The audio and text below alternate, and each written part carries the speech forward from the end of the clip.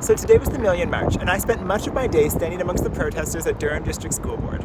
And when I do things like that, it upsets a lot of trans activists who seem to think that the best way to protect trans rights is to call parents fascists and walk around with pride flags. And I don't know, maybe that has been effective in humanizing trans people, but my experience has been that relationships are key to trying to convince somebody that your cause has value. There are so many stories from today that I could share, but I'm going to share one in particular that really touched my heart.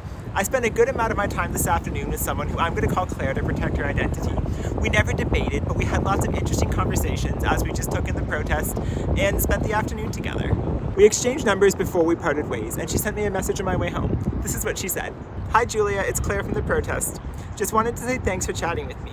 You have a wonderful way of putting things, and it was important for me to remember that we can sort out so many things just by talking it through, and that the story definitely has nuance. I am guilty of forgetting that on Twitter. Keep doing what you're doing. You have an important voice." And this is the plot that the trans activists continue to miss. If you want people to care about trans rights, if you want people to care about trans people at all, then they have to know you, they have to appreciate you, and they have to respect you. That is not going to happen if you don't engage. That's not going to happen if you don't listen, and that's not going to happen if you don't form real, genuine relationships. My day at Durham District School Board today started at 7 a.m. with a breakfast with a whole bunch of concerned DDSB parents. We discussed religion, we discussed trans matters, and we also just spent time eating together and forming a community.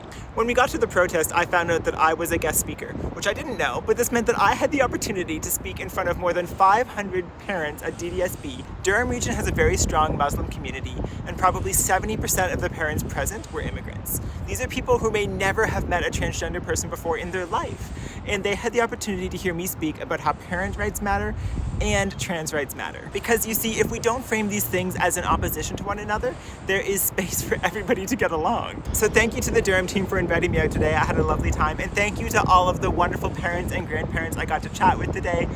The conversations were lovely.